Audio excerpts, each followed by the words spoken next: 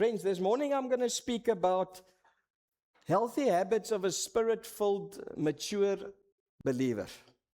So we say here, healthy habits of a spirit-filled believer.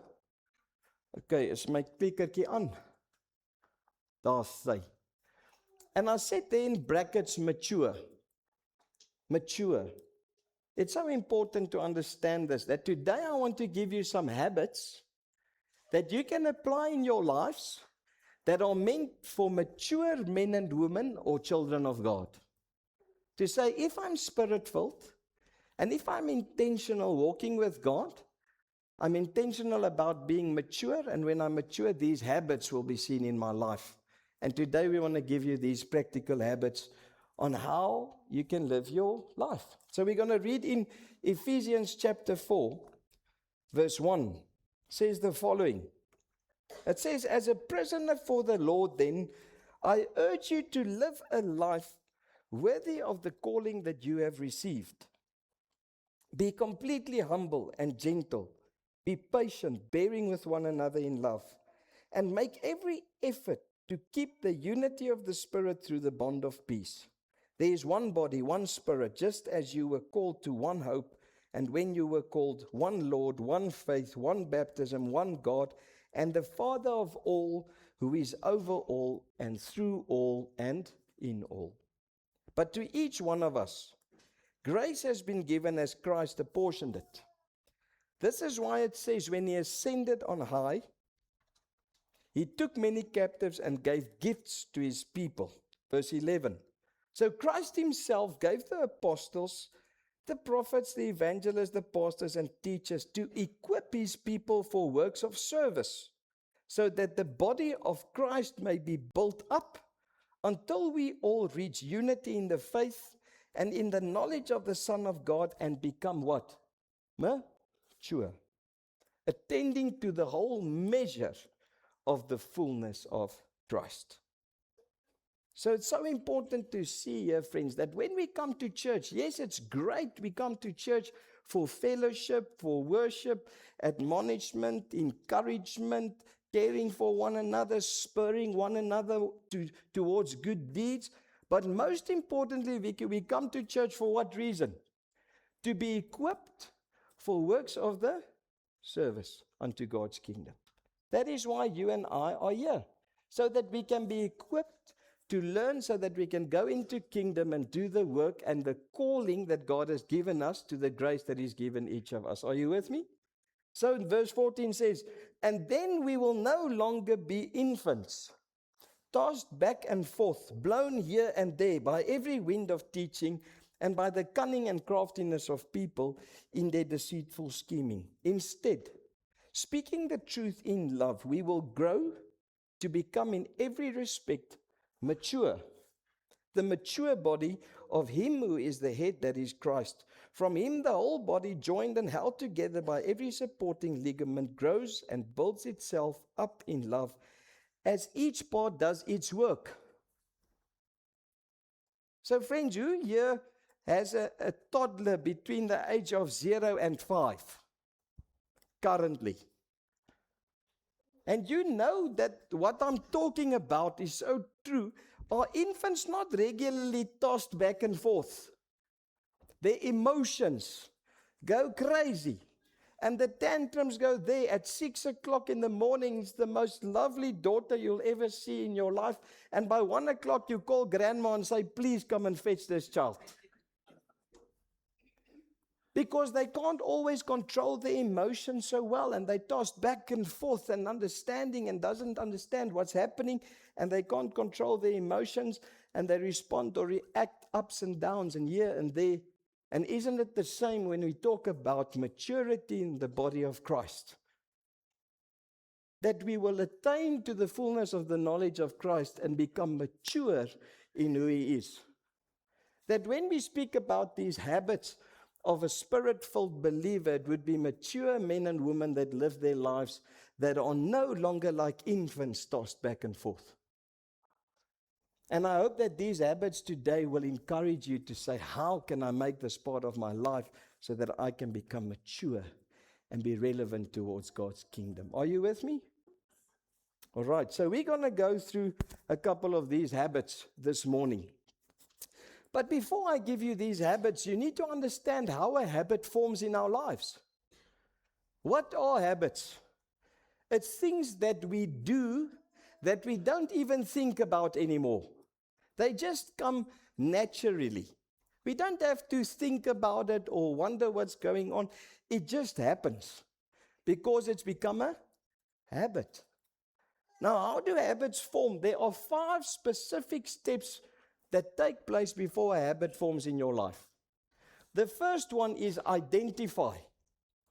Identify it. The second one is pondering about it. To think about this thing. And the more I think about it, the third one is I come to a place where I value this thing.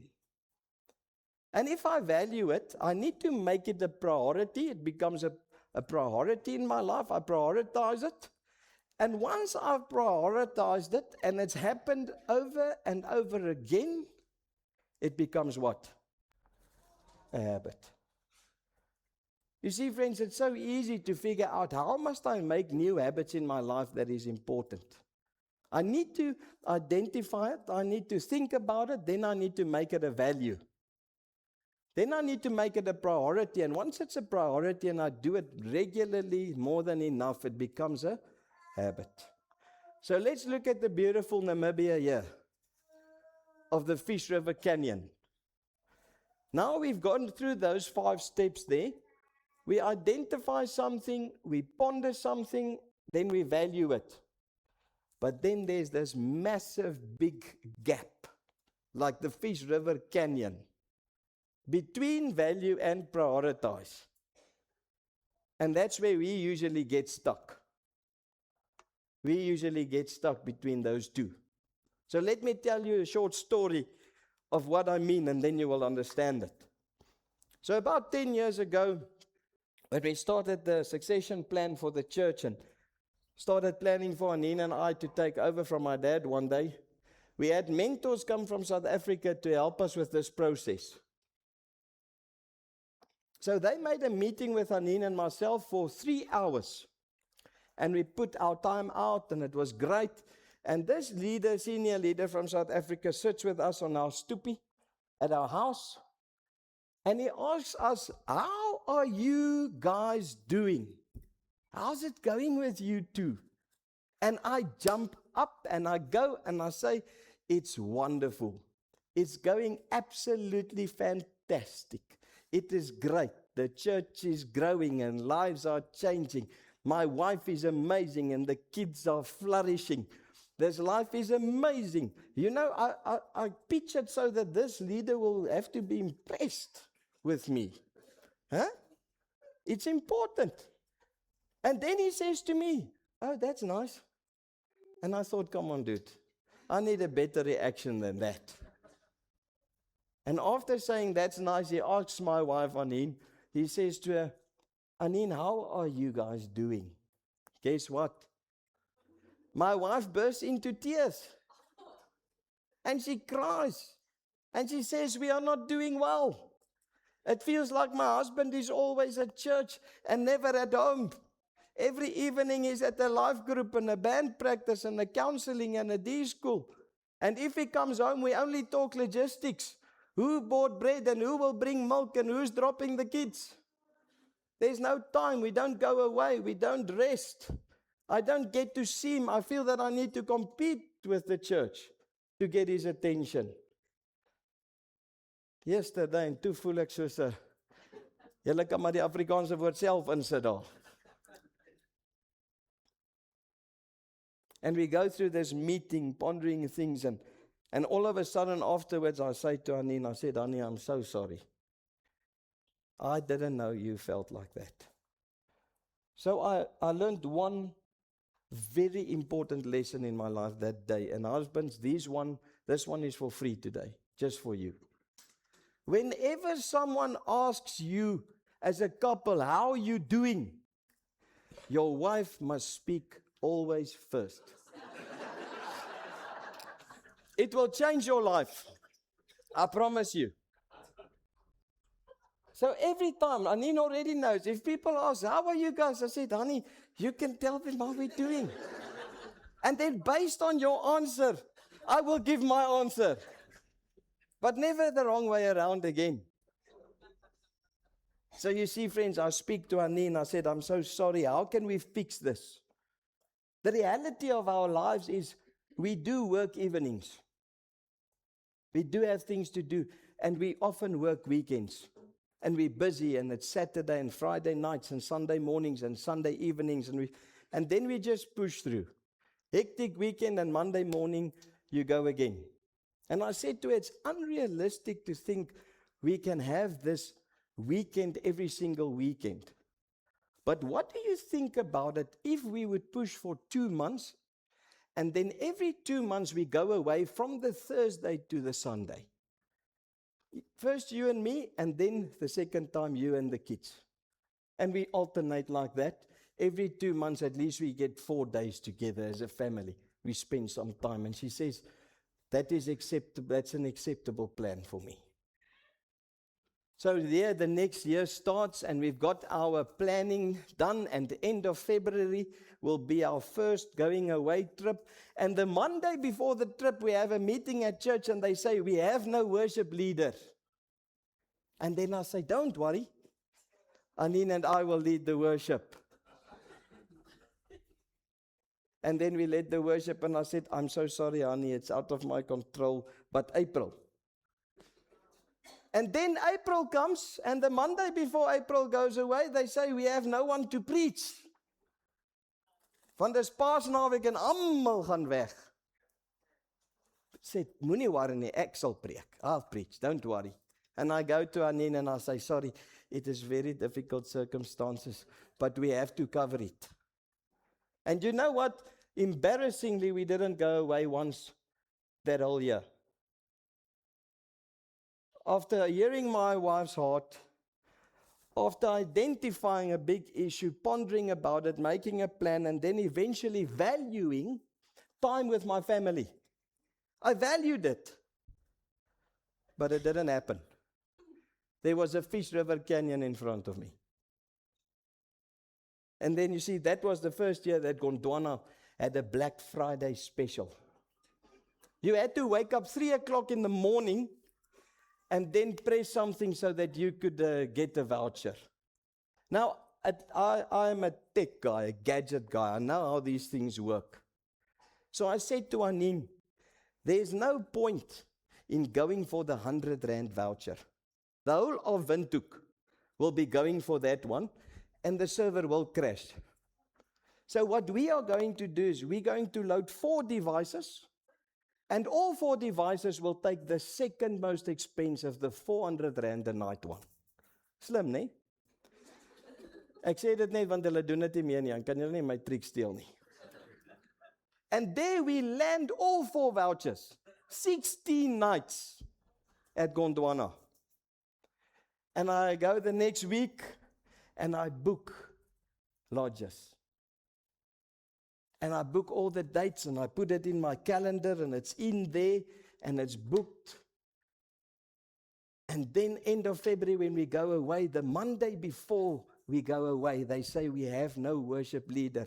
And I said, you know what? I'm sorry to hear that.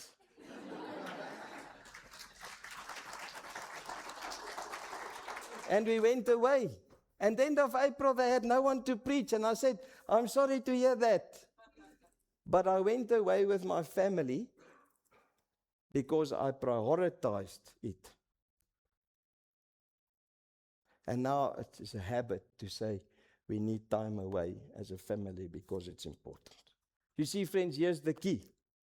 Prioritizing something means it reflects in your time. Prioritizing something, Dewald, means it reflects in your time. So I could value time away with my wife and kids, but if I did not make it a priority and put it in my calendar and stick to it and plan according to it, it did not become a priority. And it will never become a habit. The same with a healthy lifestyle. I identify, as ek so staan, I identify I need a healthy lifestyle. I need to lose some weight. I need to become fit. I need to exercise. And then I ponder about it. Hoe gaan ek hierdie ding doen? And then I start valuing it. Oh, dis 'n groot value vir my. Gesond leef. Gesond wees. Value eating nicely and value going to the gym and value having a good weight and value. But I never go to the gym. Don't change my diet. Don't drink my water.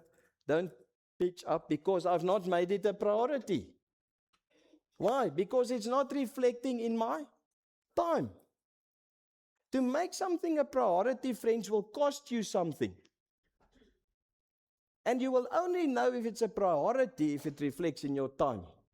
And you go to the gym, and you pitch up, and you put the time out, and you get the coach. Enough said, you understand how a habit forms? And this is our challenge, to have that massive gap between valuing something and prioritizing it. Ons is goed om goeders te value. Ons is Christen, ons het baie mooi waardes. We've got beautiful values. If you don't make it a priority, it means absolutely nothing. Close the gap. Form new healthy habits in your life. So the healthy habits of a spirit-filled, mature believer. I believe today I'm going to give you some practical advice that you can look at and say, wow, this is something I can identify, think about, and something that I can value. The question is, will you make it a priority in your life or not? The first one is this. Start every day by surrendering to the Holy Spirit. Before you scroll and reply, submit your day to the Lord. Psalm 143 verse 10 says, teach me to do your will, for you are my God. May your good spirit lead me on level ground. Don't start your day in your own strength. Start it in God's Spirit. How many times do we wake up in the morning and the first thing we look at is this? Come on. Alarm goes off. Kyk ek gaan my WhatsApps. Reply wat ek moet. Word sommer kwaad van vooraf vir gistersin. Then I go on Facebook just to see who woke up earlier than me and whose makeup's on already. And I scroll and I chat and I talk. And where's your time going in? What has become your priority? How difficult is it for a mature spirit believer of God to wake up and the first thing you do is say, Lord, I surrender this day to you. I surrender everything I do. My choices, my actions, my programs, my challenges, I give it to you today. And I want to say, Lord, may I live this day to honor you. And then take your phone if you want. It's amazing, friends, how we forget to start our day off with such a simple habit. And sometimes we wake up in an intention to speak to God, and then before we know it, it's 7 o'clock at night again. Because the day got too busy. It takes you 30 seconds to wake up and say, Lord, I surrender this day to you. And I'm grateful for it. The second one is feed on the Word of God. Be hungry for the Word of God. John 6 verse 63 says, the words I have spoken to you, they are full of the Spirit and life. They are full of the Spirit and life. Who here in this building wants to hear God's voice or hear God speak to them? Do you really want to hear Him speak to you? Read the Bible. When you read the Word of God, God speaks to you. And we often think the speaking of God should be audible or the voice or the vision, but we forget that His Word was given to us, that is alive and active, sharper than any double-edged sword, penetrating between your soul and spirit, joints and marrow. It judges the thoughts and attitudes of the heart. Wow. It's what the Word of God does. It's alive. Don't just read the Bible to check the box. You read my little day piece, my dagstukkie, vandag se datum, and I read that piece and the box has been checked. Read the Word of God to hear God speak to you. Don't just know it. Don't just quote it. Don't just memorize it. Friends, live it. Breathe it. Meditate on it. They say in Joshua 1 verse 8, it says, the book of the law shall not depart from your mouth, but you shall meditate in it day and night, that you may observe to do according to all that is written in it, for then you will make your way prosperous and you will have good success. Isn't that amazing, friends? That when we meditate on the Word of God day in and day out and at night and say, Lord, I think about what I've read, it speaks to me, I meditate on it, and then I do according to what it says. Nick, you and I will be prosperous. We will have success. Because we do what God's Word says to us. Friends, a mature, spirit-filled believer is hungry for God's Word. And it's sad to see how the Bible has become the last resort. That when we are in trouble, we run to our friend over a bottle of wine. Or we run to the couple that's been married 2 years longer than us. Maybe they can help us. Or we run to the pastor, or the life group leader, or another book. Or even we run to AI. Oh, Google, wat moet ek nou maak?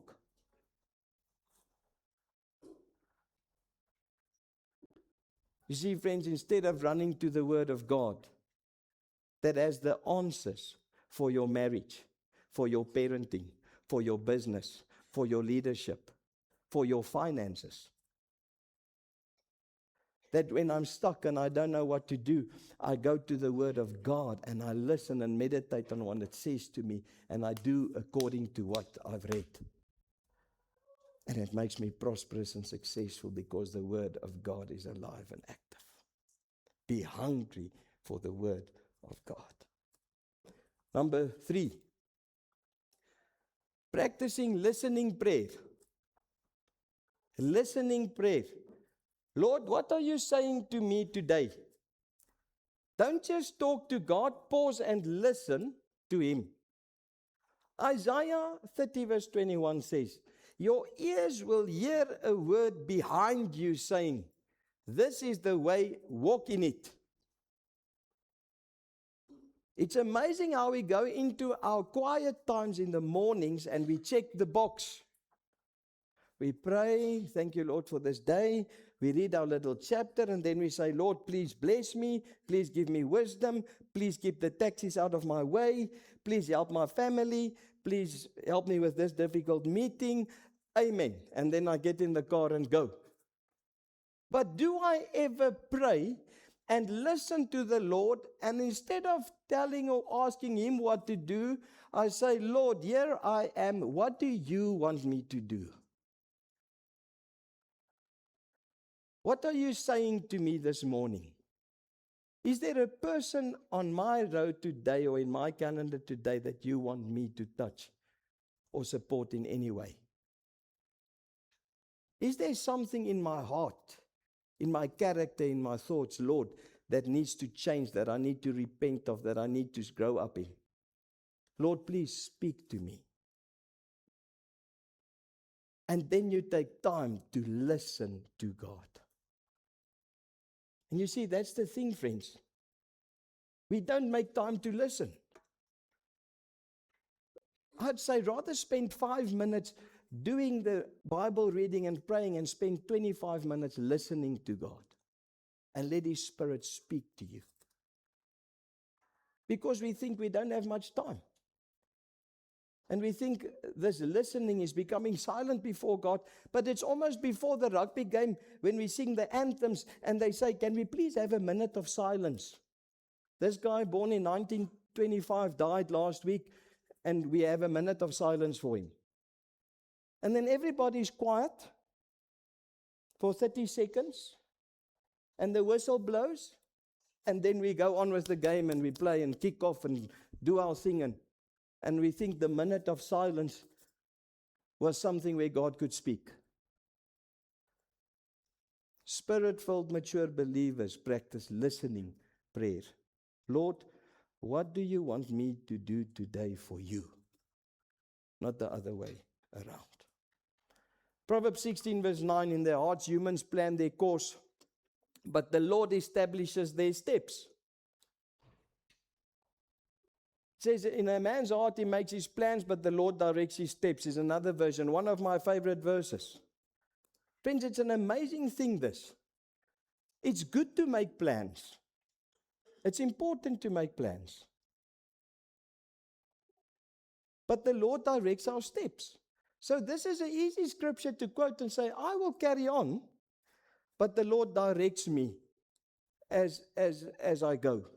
So it's very easy. Leon, kom staan gou hierso by my vriend. Asseblief. So if Leon woke up this morning and he thought, I've got a plan to bless my wife and give her a chocolate to tell her how much I love her. And I'm going to hand it to her, and it's going to be brilliant and beautiful. Lord, please help me. Okay, nou gaan haal nou die chocolate, Leon. Jy het mos nou 'n great plan. Waar's chocolate? Nee, ek weet mos, jy het mos die planne gemaak. How can the Lord direct your steps if you don't listen to what He's saying to you, friends? Leon, as jy nou hierso stap, net daar tussen die trappe en die vlaggies, sal jy houtblokkies sien, daar's 'n chocolate daar, gaan kyk gou daar of jy hom kry.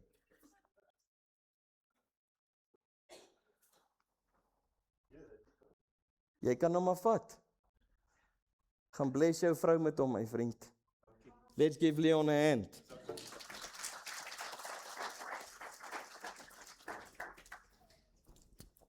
You see, friends, how often do we just want to live according to our own plans, but we do not practice listening prayer and say, Lord, please direct my steps in what you want me to do.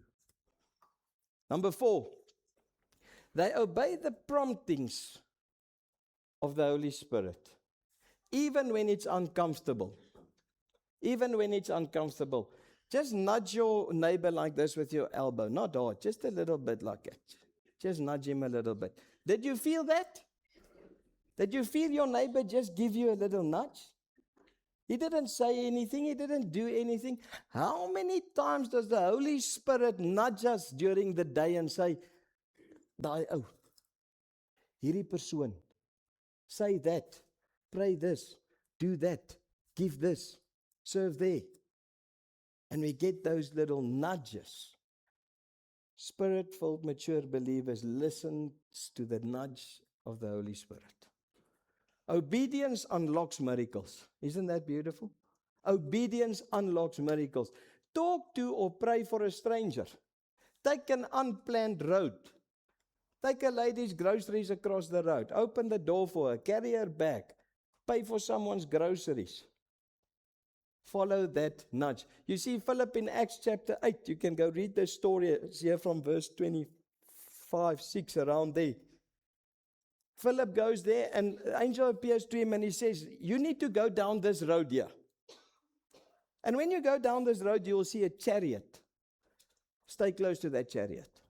Now Philip walks next to that chariot, and it's an Ethiopian government official traveling Jerusalem for worship, and he starts reading the scroll.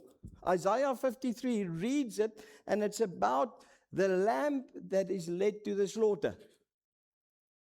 And the moment he reads it, Philip asks him, do you understand what you are reading? And the guy says, no, please come and explain to me. And how amazing is that? And he shares Jesus with this Ethiopian guy. And he says, this is the true lamb that was led to the slaughter for your and my sins. And as they talk and chat through the gospel, he sees this body of water. And he says to Philip, can I get gedoop word? Can I get baptized here? And all of a sudden he gets baptized right there, talks, gets out the water, and Philip is gone. Teleported. Here 1 second, gone the next. Better than any Marvel comic. I'm telling you, read your Bible. What an amazing story. When the Holy Spirit prompts us to do something, but so often we think that He needs to prompt us and give us all the steps, and then we will listen. Lord, please tell me, okay, I need to walk down that road, and then He's going to read that, and then He's going to say that, then you will say that. And once you say that, this will happen, and then you'll reach water, and then you'll baptize him, and then I'm going to teleport you. Okay, Lord, I'm in. Or did He just follow the nudge that says, I want you to take this road? See that carriage? I want you to walk next to it. The moment he read it, Philip knew exactly what God wanted him to do, to explain the true lamb that was led to the slaughter. Because I listened to the nudge and I obey the promptings of the Holy Spirit. Number 5, guard your atmosphere ruthlessly. Guard your atmosphere ruthlessly. Nou vir die Afrikaners, ons sukkel baie keer met hierdie ruthless and what it really means. We often think it's when a guy is married to Ruth and he comes to the bride without his wife and they ask, where is your wife? And then he says, I am ruthless. Ruthless is this, friends, to say, dis 'n dad joke. My dogtertjie is nie eers hier om my dad joke te hoor nie. Ruthlessly, I will defend this with all my life. Jy kom nie verby hierdie lyn nie. This is what is right. I will not compromise. I will stand. I will not give up. I will fight for this. I will give my energy, my strength, everything I have to stand for this ruthlessly. Guard your atmosphere. You see, friends, it's amazing how music, conversations, and media can quench the Holy Spirit because we don't guard it. We listen to music because it's a nice beat, but 80% of the lyrics is swearing your mother or another friend, but we can dance because the beat is nice. Or it's some other provocative sexual reference in a song and we think, cool song. But we don't guard the atmosphere. What about your conversations? How often do we get to a point where we say, wow, conversation has turned into a place and a platform to gossip about other people. Do not sit in the circle of mockers. And yet 1 Corinthians 15:33 says it so plainly. He says, bad company corrupts good character. Friends, you and I decide in which company we sit. You and I decide which company we keep. And you can say what you want. If you surround yourself with bad company, it's your character that is affected. And we think we can hang with these certain people because they've got status, or they've got money, or they drive a nice car. And if I'm seen with them, maybe I would feel important as well. And you know what? I just focus on the company I keep as long as it's great people, because it can influence my status. Before I know it, my character is flawed. Because bad company will corrupt good character. Mind your conversations and you choose which company you keep. Media. How do we guard against media? The things we watch, the series, the movies, the YouTube links, videos, social media, etc., etc. The whole world is focused according to sexual marketing most of the time. We sit on YouTube and we think we're going to watch Fail Army, where people fall down and we laugh at them because they get hurt. But every Fail Army video is a girl in a bikini. And we think, we're just going to watch the funny part. But actually we're waiting for the girl in the bikini. You see, friends, so often we think, we're going to be tempted and this and that. You sometimes, jy skep die platform vir temptasie. Ek weet nou nie om dit in Engels te sê. You create the platform for the enemy to tempt you. Because of this, you sit alone at night in a dark room, away from your wife, away from where anybody can see you, and what are you watching on the TV, on your computer, on your phone? What are you clicking? What are you searching? What are you following? And you know what? It quenches the Holy Spirit. It grieves the Holy Spirit when we do these things. I want to read, I said there verse 30, but I'd like to read the verse before that as well. Choose holiness, not out of scared fear, but out of hunger for God and hunger for righteousness. We're still in Ephesians 4. I want to read from verse 29. It says, do not let any unwholesome talk come out of your mouths, but only what is helpful for building others up according to their needs, that it may benefit those who listen. Your conversations. Do not grieve the Holy Spirit of God, with whom you were sealed for the day of redemption. Get rid of all bitterness and rage and anger and brawling and slander, along with every form of malice. And be kind and compassionate to one another, forgiving each other just as Christ God forgave you. Friends, guard your atmosphere. Check the conversations you sit in. Watch the music and media you listen and look at. And be wise in the company that you keep. Number 6, quick to repent and to forgive. Don't stay offended. Lord, may we keep our hearts clean. Psalm 51 verse 11. Do not cast me from your presence, or take your spirit from me. Friends, value His presence more than your pride. This is such an important thing for Spirit-filled, mature believers. That the moment I sin or do something wrong, I immediately repent, because it compromises my righteousness with God, my right standing with Him. So when I make a mistake or there's a sin, I repent immediately, because I cannot compromise my relationship with God. And you see, this is what I'm talking about, the difference between a mature believer and an infant tossed back and forth. A mature believer that is led by the Spirit and reaps eternal life, versus an infant that sows according to the flesh and reaps destruction. You see, when I'm Spirit-filled, mature, and I repent because of sin, my repentance is, Lord, I'm so sorry I lost my patience with that guy on the road. I did not treat him right. I did not act as Christ would act. Please forgive me. I'm not talking about the guy here that says, Lord, please forgive me for cheating on my wife. We're talking about Spirit-filled, mature believers that no longer struggle with the things of the flesh, but are quick and very easily repentant of the smallest thing that can take away holiness and righteousness before God.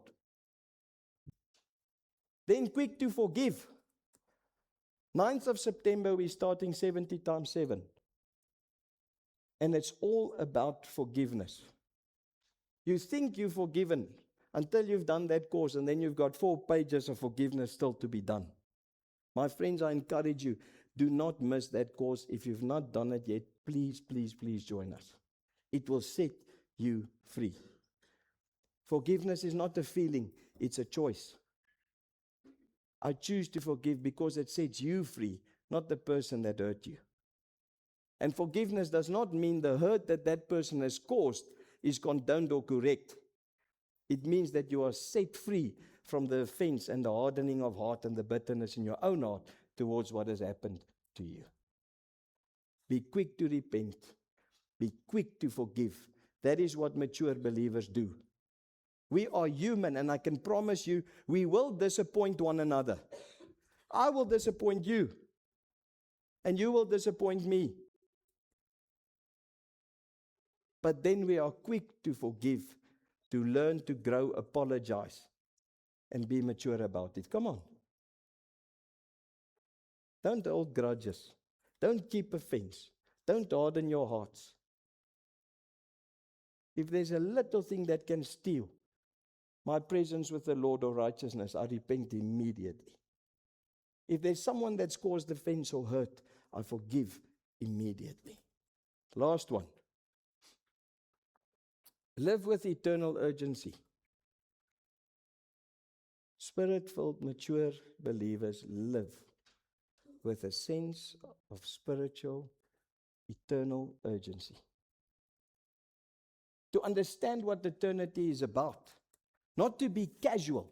Time is short, the kingdom is near, souls are at stake. Friends, our colleagues, our friends, our children's friends, people that work with us, people in the city, people in this nation, if they don't know Jesus, there is no hope for eternity for them. And is it not our responsibility as children of God to go and share, to show the way, the truth, and the light, to go and make disciples, to teach them how to obey, to teach them about the lamb that was led to the slaughter? You see, there's this urgency in spirit-filled, mature Christians to say, I've only got this amount of time on earth. And I want to be good stewards of the gifting and talents and calling that God has given me and you. Do you bury the one talent you have? Or did you make 2 4? Or do you make 5 10? And when you and I stand before God, He says to you, Reuben, well done, good and faithful servant. You had a sense of urgency for my kingdom. You see, it's so often that we struggle, friends, and we say, I want to work so hard till I'm 65. And I want to gather everything I can. And I want to fill up my storehouses where moth and rust destroys, so that I can give my children a future. You've worked so hard. Yesterday they were in grade 1. Tomorrow they're leaving your house. And you've got 4 houses and 2 nice cars and a strandhuis, everything to prove it, but you barely have a relationship with your child. Because we think the urgency of life is what I can gather for myself, instead of saying, seek ye first the kingdom and the rest will be added unto thee. He come to a place to say, Lord, I've got an eternal urgency in me to say everything I do, there's a kingdom perspective. And how I live on earth is how I will be rewarded in heaven. And the treasures I do not store up here, I store them up there. And Lord, use my talent and gifting and resources and sphere of influence and the places I operate in and my relationship, my marriage, my parenting, my friendships. May I in that have an urgency to build your kingdom. Share Jesus boldly. Serve with passion and make every day count. Romans 12, verse 11. Never be lacking in zeal. Don't be lazy. Don't be indolent. Don't sit back. Don't wait till you're 60 years old and think, oh, now I need to do something for God. But keep your spiritual fervor in serving the Lord every day. Now, if you want to see these 7 things, friends, you're welcome to take a photo of it. But these are habits that's been given to you today to say a spirit-filled, mature believer should live their lives according to these habits. Now what I've done is I want to finish off with where we started. Because I can easily say to you, let's identify these things. Let's all go home this week and ponder about them. Oh, and we trust God that it will become part of our values. And then we stare again into the Fish River Canyon. Because we don't prioritize these things. And it doesn't reflect in our time. It will always remain a value that means absolutely nothing. When we prioritize these things and we do them over and over again, it will become a habit, it will become second nature, and it will become part of who we are. We don't even have to think about it. I wake up in the morning and I say, Lord, I surrender my life to you this day. Here I am. Please use me. I make time in my calendar, in my hours of the day, to read the Word of God. Make time in the day to meditate on it and do according to what it tells me to do. And then I make time that when I pray and speak to the Lord, I make time to listen and say, Lord, please speak to me. Please speak to me. What do you want me to do? It's not about what you can do for me, Lord. It's what can I do for you. And then obey through your day, every day, the nudges of the Holy Spirit that says, come, take this road. Walk next to that chariot. Help this old lady. Pay for those groceries. Pray for that person. Message this person. Call that person. The smallest little message or call, when the Holy Spirit lays someone on your heart, do it. Listen and obey the nudges of the Holy Spirit. Guard your atmosphere, friends. Be careful what you listen to, the conversations you have, the company you keep, and the things you watch. Ruthlessly guard the atmosphere. Do not grieve or quench the Holy Spirit. Live according to it. Be quick to repent, quick to forgive. And live a life that has a sense of urgency for eternal value. It is not acceptable that people go to hell. It is not acceptable that our loved ones can go to hell. You should have an urgency to say, Lord, what can I bring to the table to help these people meet you in a true and real way? You are challenged this morning, friends. Don't value these things. Make them a priority in your life. And you will realize that you will no longer be an infant tossed back and forth, but you will become a mature man and woman of God that seeks His kingdom first and that changes lives for His purposes. Father, thank you for this morning. Thank you for this family. Lord, you know our hearts, you know our minds. I pray that this message this morning won't just be something nice that we heard and that we'll ponder about or identify a few things in our lives. But Lord, that these things will truly, truly become such a value in our lives and that we will prioritize them. That it will reflect in our time. That we will put time out, Lord Father God, to seek your face, to read your word, to listen to your voice, to obey. That we will guard our atmospheres, that we will be wise in the company that we keep, that we will be quick to repent and quick to forgive when something happens that is not easy. And Lord, that we will live our lives every day and make it count to say, I am the light and the salt of the earth. That through my life can bring light to people that are in the dark. That through my life can bring salt and flavor to them, Lord, whose lives are bland and empty. That we will be used. That as we say, we have a passion for people. May we rise up as a church. May we rise up as fathers, as mothers, in our marriages, in our parenting, in our businesses, Lord, to be men and women that are mature, that's not tossed back and forth, but that stands up for what is right and that builds your kingdom. And Lord, that we will be men and women that you can rely on, that you can trust with your kingdom. Help us, Lord, that we will seek your kingdom first in everything that we do, and that we will honor you in actions, in thoughts, in words, and in deeds.